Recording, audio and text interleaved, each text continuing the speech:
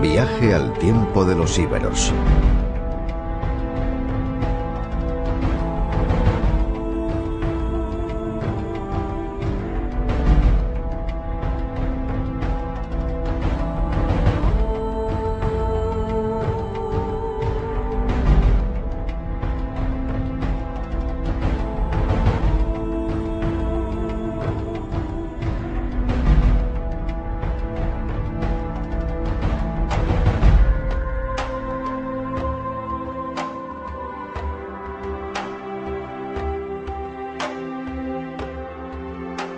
Las primeras fuentes históricas recogieron las resonancias mitológicas sobre la existencia en el extremo occidental del Mediterráneo de un fecundo territorio por donde discurría el río Tartesos.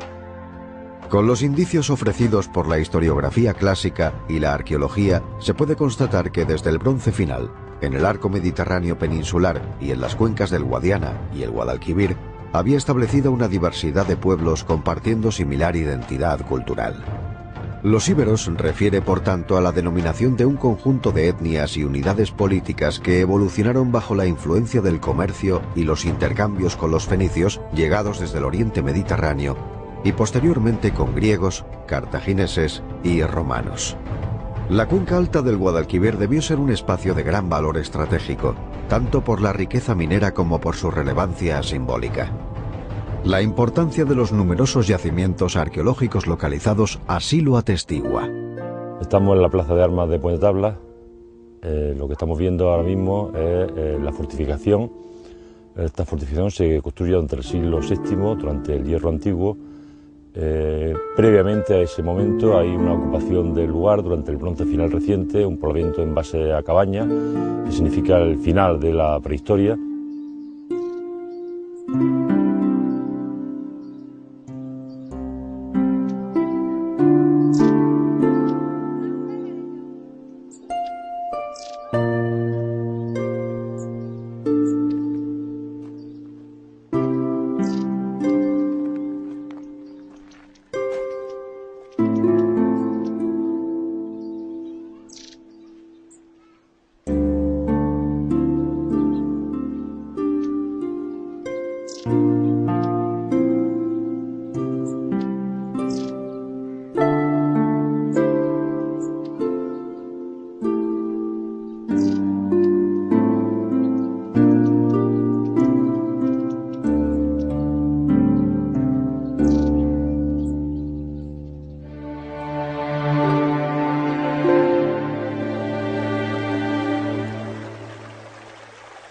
Estos grupos de población desarrollaban actividades de agricultura y ganadería en torno a los ríos.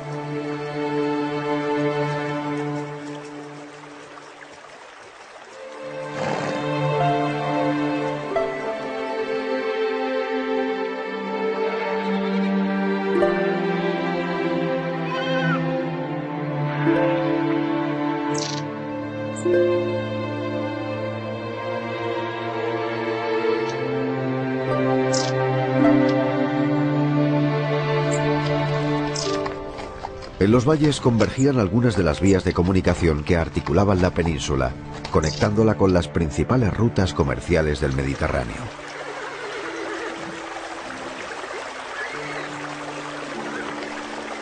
La colonización de las riberas fluviales culminó con la fundación de los Ópida, que al inicio no eran sino asentamientos independientes gobernados por un príncipe. La zona de influencia de los Ópida se extendía en un radio aproximado de 4 kilómetros. La franja más próxima, de 2 kilómetros, se dedicaba a las labores agropecuarias.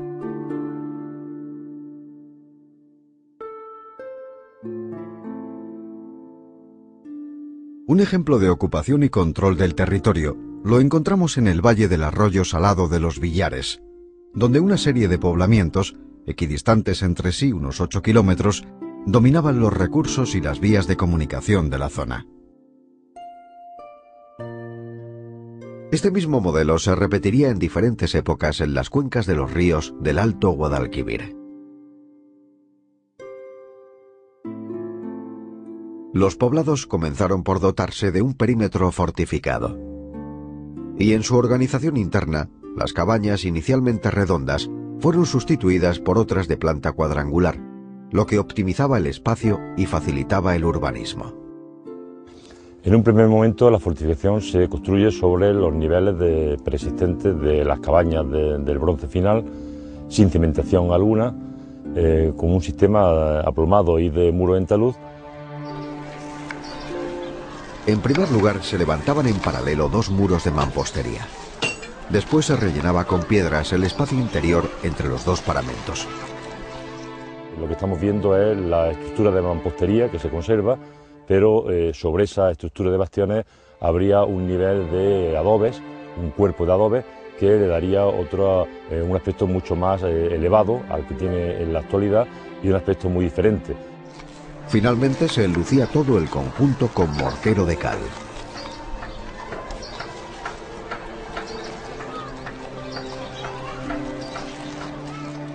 Tenemos que imaginarnos esta fortificación como un gran espacio que es visible desde todo el territorio circundante, es decir, no se trata de una fortificación para ser ocultada, al contrario, el objetivo de sus constructores fue que fuera un hito en el territorio.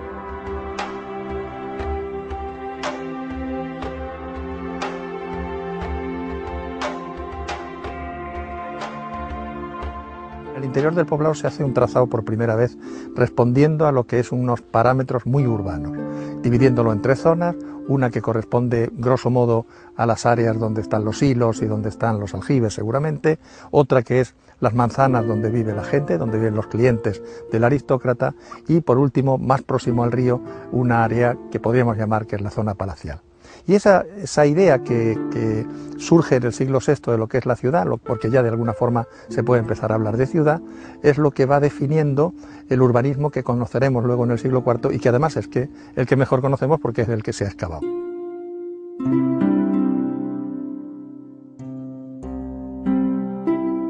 La evolución de la sociedad tuvo su reflejo en el urbanismo y de manera semejante se establecería un patrón en los hábitos funerarios, según se constata en yacimientos como el de Cerrillo Blanco, en Porcuna.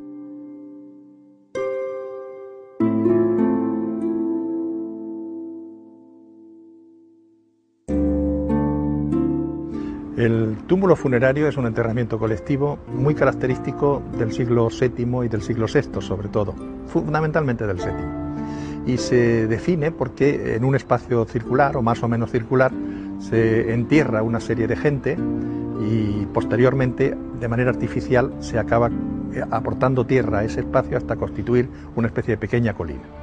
El Cerrillo Blanco es precisamente un túmulo colectivo de inhumación, todavía la incineración no se ha impuesto entre los iberos del Alto Guadalquivir, en el que se distribuyen una serie de tumbas en ese espacio, pero hay alguna característica muy particular.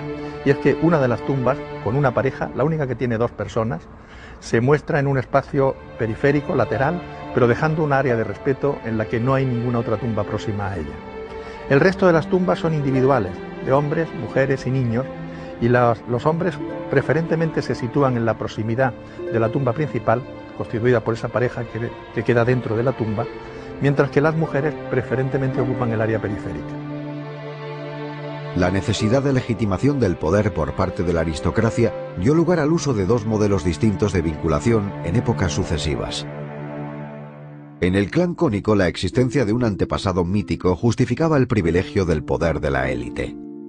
A su vez, el poder se transmitía a lo largo de generaciones de forma directa a través de la primogenitura.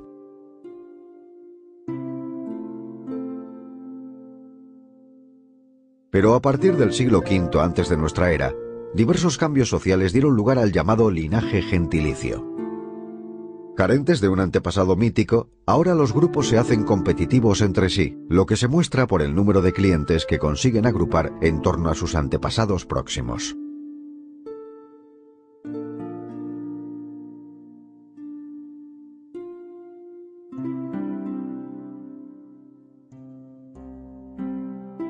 En torno al año 450, es decir, unos 150 años más o menos después que el túmulo de Cerrillo Blanco se terminara, se clausurara, se cerrara, alguien, que seguramente es el príncipe de Ipolca, el príncipe ibero de Porcuna, decide construir un monumento justo en el lugar donde estaban enterrados lo que parece sin lugar a dudas que eran sus antepasados. Y construye un monumento con un conjunto escultórico que es el mayor conocido de la cultura ibérica en número de piezas, donde se cuenta más o menos la historia de lo que es la vida de un príncipe, la vida de un aristócrata. Desde que es niño, cuando aprende a cazar, con las liebres, con las perdices, la caza menor, cuando está aprendiendo la lucha arreglada, la manera en que se va a enfrentar cuando sea adulto a sus adversarios, luego la etapa de adulto con los duelos entre diferentes príncipes en un estadio que podríamos decir casi de tipo heroico. Posteriormente se representa en el monumento a los antepasados, presididos por la pareja, que seguramente recuerda o rememora la pareja que está enterrada en el túmulo de Cerrillo Blanco 150 años antes, pero además rodeado de otros personajes que constituyen el panteón familiar. Incluso alguna figura como una divinidad, posiblemente femenina, que tiene dos machos cabríos a un lado y otro y que representa la figura de la diosa de la naturaleza.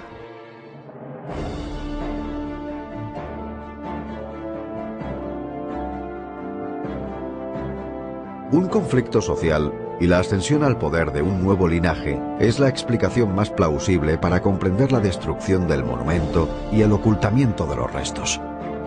Aunque el relevo conllevó la aniquilación de la simbología precedente, el carácter sacralizado de la misma comprometió a los sucesores en la obligación de enterrarla con la debida consideración. En los siglos VI y V antes de nuestra era, las élites dominantes habían consolidado su poder. Los enterramientos múltiples dieron paso al nuevo modelo de doble enterramiento. Un ejemplo claro lo encontramos en Hornos de Peal.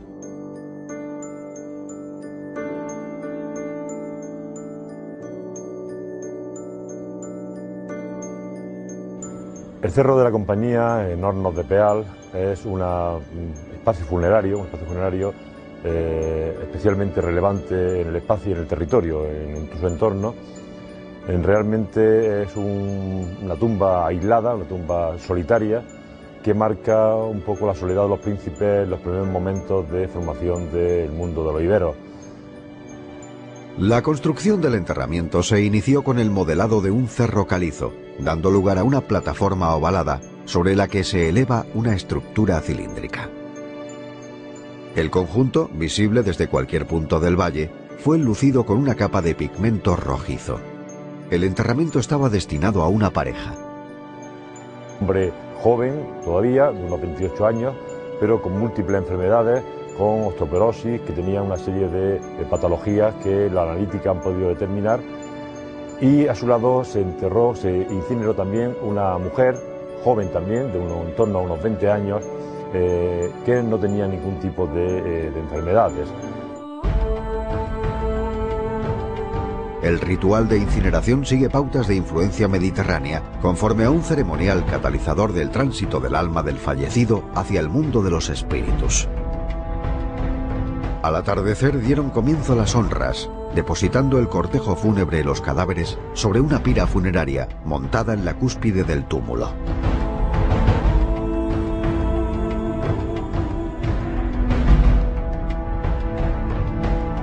Al caer la noche se encendía la pira.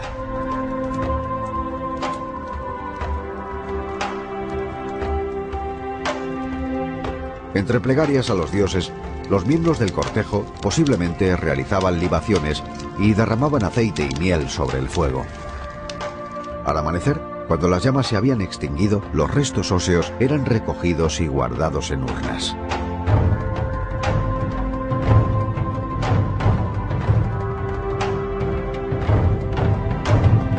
Sabemos que ambos fueron incinerados conjuntamente porque cuando terminó el proceso de incineración, en torno a los 600-800 grados de temperatura, fueron recogidos los restos del hombre, depositados en una urna, recogidos los restos de la mujer y depositados en otra urna.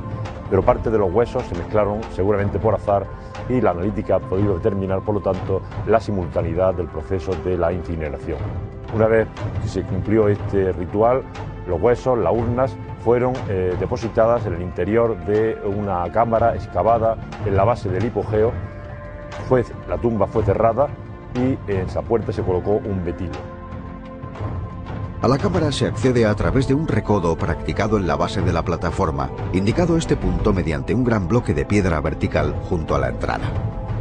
Al fondo de la galería queda un banco de arcilla sobre el que se depositaron algunos ajuares y sendas urnas cinerarias. Para finalizar, una losa de piedra sellaría la morada eternamente.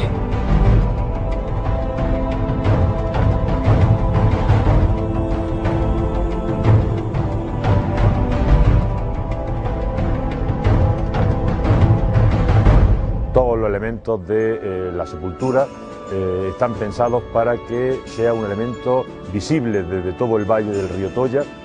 Hay que recordar que lo que es el Cerrillo y la compañía tiene comunicación visual directa con la vecina Tugia, y que seguramente el príncipe enterrado en la cámara fue un príncipe de este importantísimo oppidum ibérico. En el siglo IV, el poder de los príncipes alcanza su plenitud, y así se constata en Puente Tablas, cuya población aumenta, obligando a reestructurar el urbanismo y la muralla.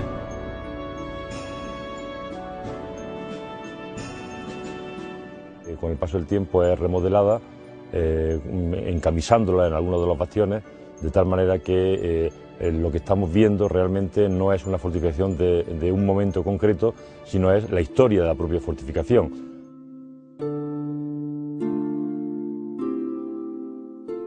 La fortificación había quedado parcialmente enterrada por la acumulación de sedimentos, con lo que se procedió a recrecer el muro de mampostería. Las manzanas siempre tenían como característica un muro medianero que separaba las casas a un lado y a otro con una distancia más o menos parecida de 14 metros, 14-15 metros.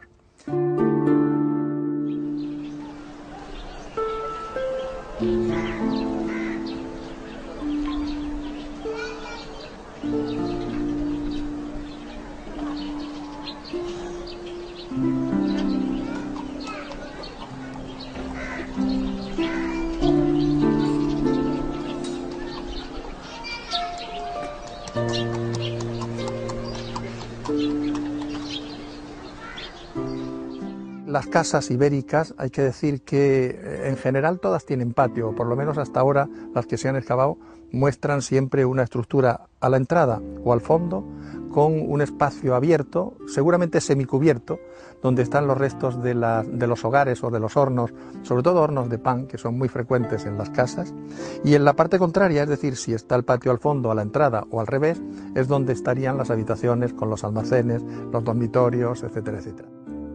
La denominada casa número 2 es un claro ejemplo de vivienda íbera.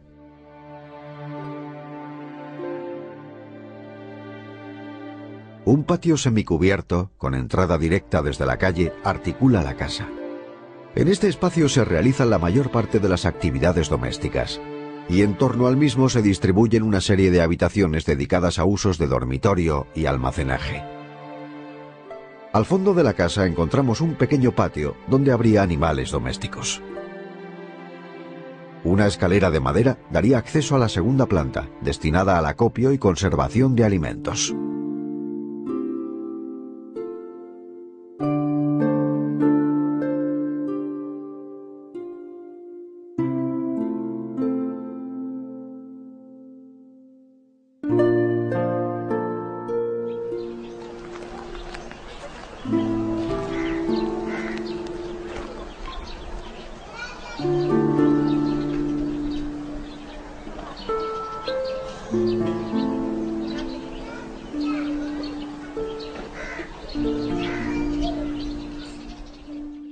La estructura del urbanismo no deja al margen a la población artesanal, que no se integra en las casas de los clientes que quedan en el centro de la manzana de la meseta, sino que parecen disponerse en el intramuros, de tal forma que en las proximidades de la puerta hemos encontrado restos de escoria de bronce, de hierro, hemos encontrado también materiales que pueden corresponder grosso modo a producción, y que nos diría o nos haría pensar que todas esas casas que van ligadas al interior de la muralla serían los artesanos.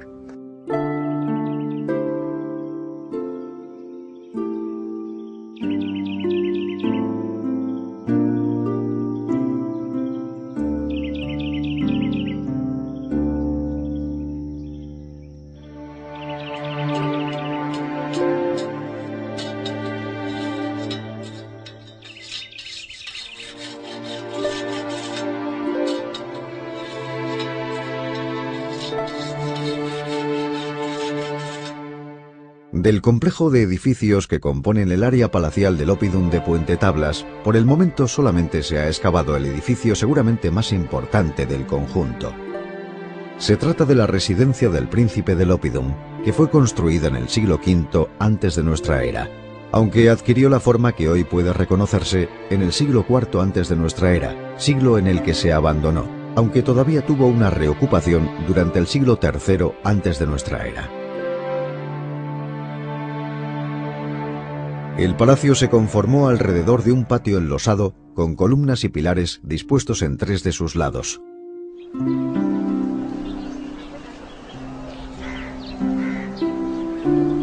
Desde este espacio abierto se distribuían 2 zonas bien diferentes. Al oeste, los espacios nobles en los que destacaba la sala de banquetes, con un vestíbulo provisto de un aljibe y un canal de agua que recogía las aguas del patio y cruzaba la sala hasta salir fuera del edificio por un portillo. La conservación de algunos fragmentos de estuco rojo hace pensar en el excelente tratamiento que tendrían las paredes del palacio. Desde la gran sala se podía acceder a un espacio sacro abierto al norte que mostraba una cella o pequeña capilla, y a la entrada se erigía un betilo.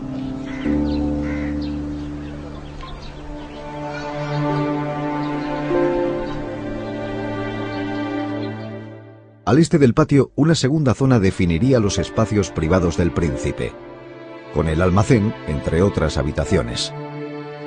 Al sur, delante del patio, corría un pasillo por todo el frente del palacio, desde la puerta a la escalera que daba acceso al piso superior, limitándose su construcción a solo 2 lados del edificio, donde, siguiendo la tradición mediterránea homérica, pudieron estar los espacios de la mujer. Antes de cruzar el umbral enlosado del palacio, a la derecha de la puerta existían unas dependencias destinadas a satisfacer los servicios del palacio.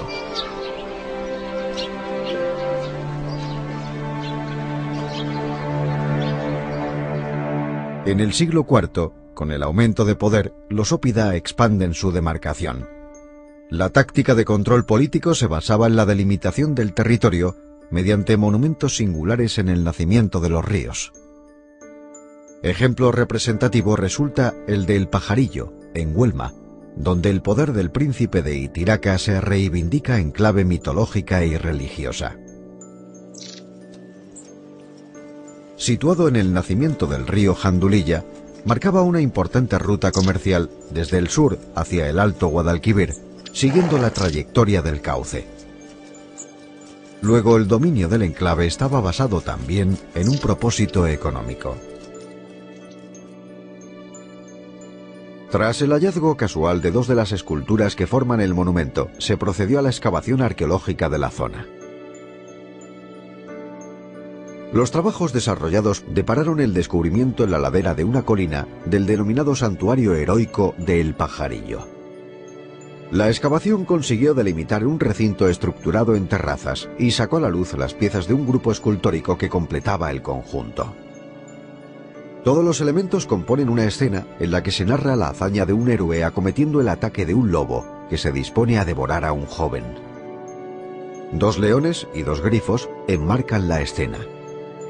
El conjunto se hallaba en la ladera de un pequeño monte, justo en la unión de 2 arroyos.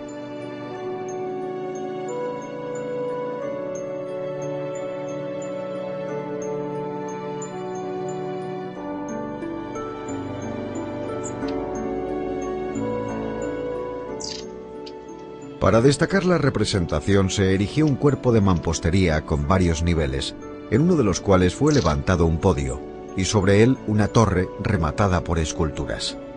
Todas menos las de los leones, que flanqueaban una escalinata lateral por donde se accedía a la parte trasera de la construcción.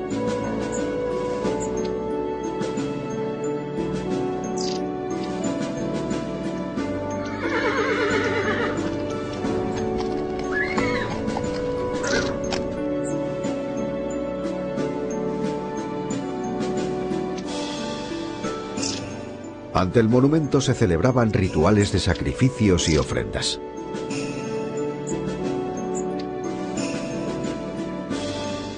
En la parte posterior se hallaban una serie de habitaciones donde se almacenaban seguramente productos provenientes del comercio.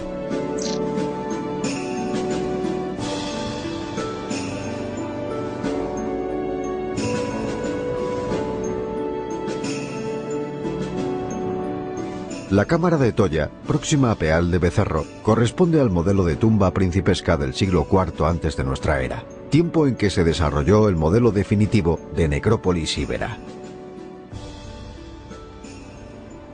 Mientras el hipogeo de Cerrillo y la Compañía de Hornos es un monumento funerario aislado, en el caso de la cámara que estamos viendo de Tolla, es un excepcional enterramiento, por supuesto también de tipo principesco.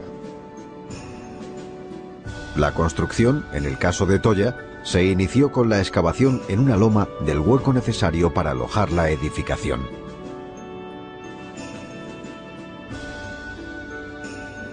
Una vez pavimentado el suelo, se elevaron los paramentos verticales a base de sillares de roca caliza y la techumbre, compuesta por grandes losas apoyadas sobre los muros. Finalmente, todo el monumento se cubrió con tierra, resultando un túmulo que destacaría en el paisaje.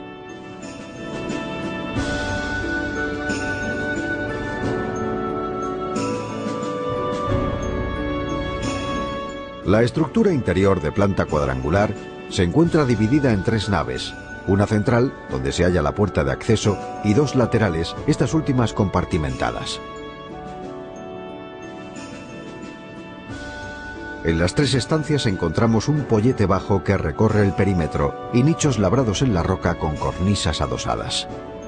Cabe suponer que ambos elementos servirían para depositar diversas urnas de incineración y el ajuar funerario formado por cráteras, vasos, elementos votivos y simbólicos.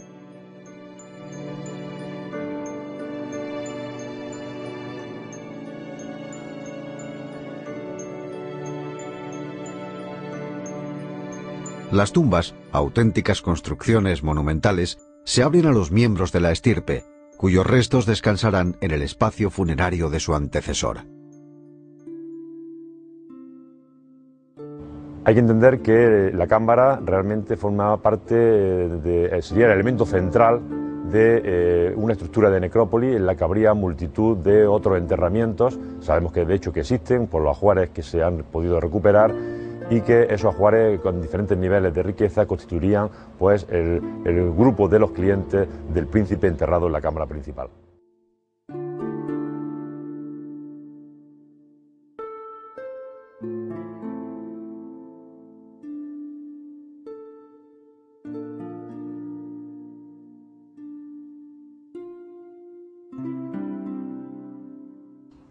El santuario de la Cueva de la Lobera de Castellar es un espacio de culto al aire libre que se asocia a una serie de cuevas y de abrigos. Hay que ponerlo en relación también con el santuario de Collado de los Jardines de Santa Elena, ya que ambos santuarios van a marcar los límites del territorio político de Cástulo en el siglo IV.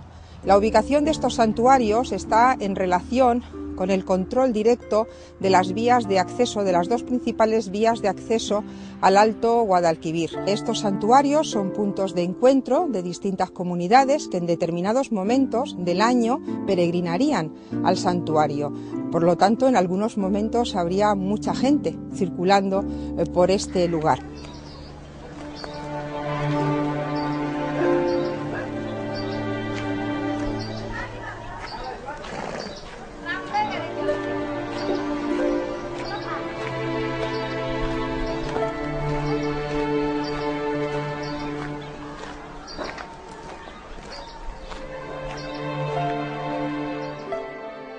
La pendiente natural del terreno se salvó construyendo toda una serie de terrazas artificiales a partir de grandes bloques de piedra. La primera terraza se sitúa inmediatamente delante de las cuevas. En este caso, terraza y cuevas formarían el núcleo principal del culto del santuario.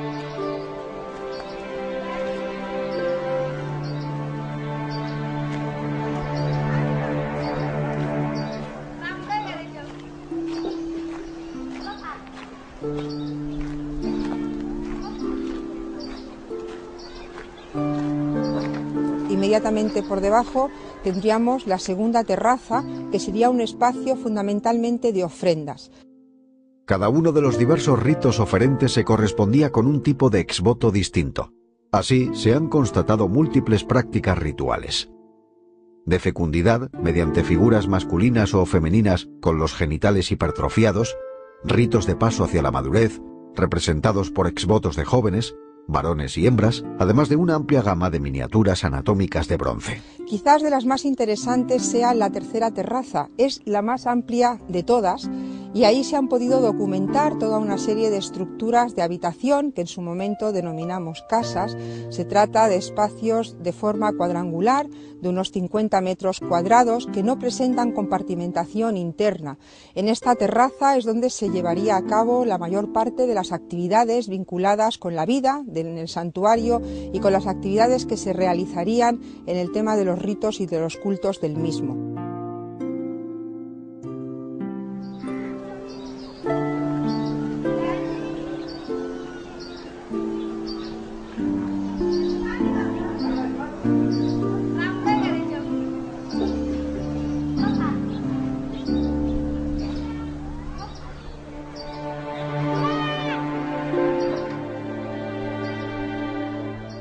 Científicos del Instituto de Astrofísica de Canarias han podido determinar cómo durante los equinoccios, todos los años, entre el 20 y el 21 de marzo y el 22 y el 23 de septiembre, al anochecer, la luz del sol entraría por una de las oquedades abiertas, uno de los ventanucos abiertos expresamente para que la luz penetrara hacia el interior y causara un efecto óptico muy interesante.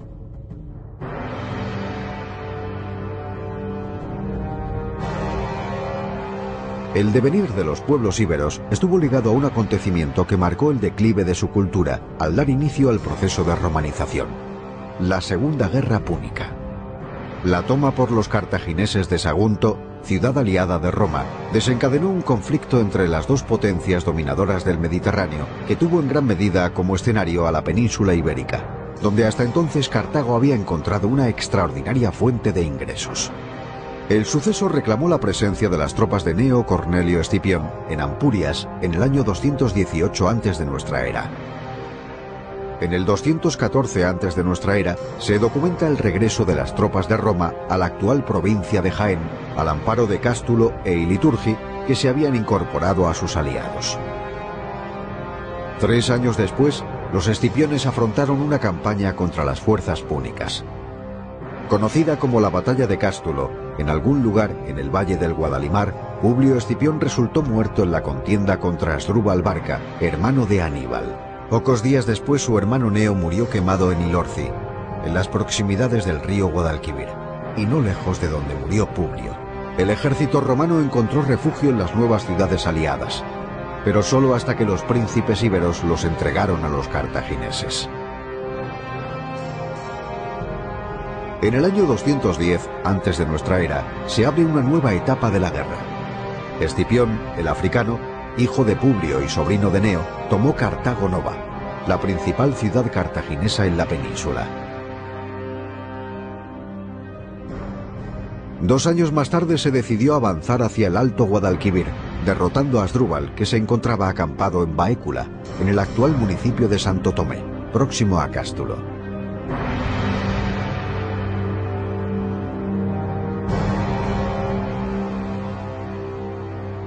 Finalmente, al volver victorioso de la batalla de Ilipa en el año 206, Escipión se apresuró sobre Iliturgi, en represalia por la traición que ejerciera junto a Cástulo contra su padre y su tío Publio y Neo. Iliturgi quedó arrasada por completo. No sucedió igual con Cástulo, que en consideración de su relevancia económica fue conquistada tras las capitulaciones hechas con el príncipe Cerdubelo. Conquistar sin destruir fue la consigna de Escipión.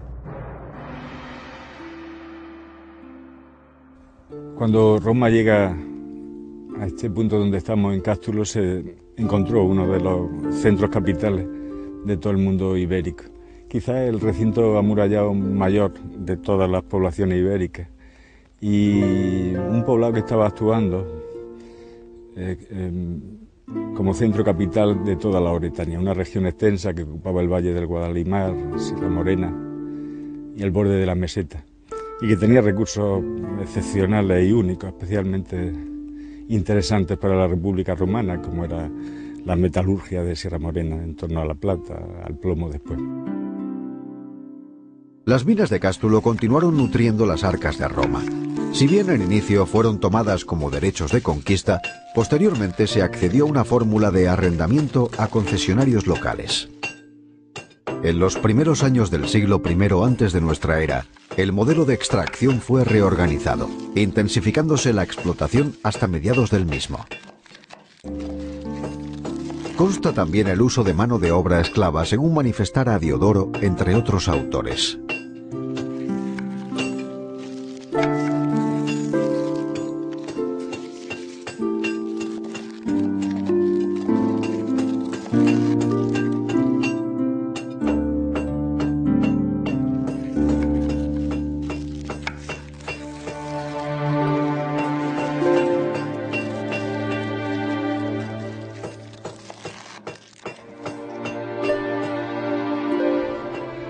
El impacto romano se haría sentir lentamente. Las transformaciones en Cástulo iban a tardar en llegar hasta que finalmente se constituye en un municipio romano. Es importante en esa trayectoria la posición, las condiciones en las que Cástulo se va a rendir a Roma. Cástulo hasta ese momento, a lo largo de la Segunda Guerra Púnica, había desempeñado un papel muy cercano a los intereses de Cartago, y Roma no viene dispuesta a acabar con este centro, sino a buscar un nuevo aliado y a mudar el sentido de las alianzas que hasta ese momento habían mantenido la ciudad. Finalmente hay una rendición, y esa rendición a Roma se realiza en unas condiciones especiales. No es una rendición por la fuerza, sino una rendición pactada, que les permitió a partir de entonces tener una alianza con la propia República Romana y una posición de privilegio respecto al resto de las comunidades ibéricas que habían sido sometidas. La ciudad romana de Cástulo la estamos conociendo poco a poco. Esperamos que dentro de poco tiempo tengamos una imagen más exacta de esa ciudad. Ahora mismo nos interesa especialmente trabajar sobre el espacio público por excelencia de la ciudad romana, el foro, el espacio donde se desarrollaban las relaciones políticas características del mundo romano, y que representa una ruptura en las instituciones y en las tradiciones culturales que se venían manteniendo desde época ibérica.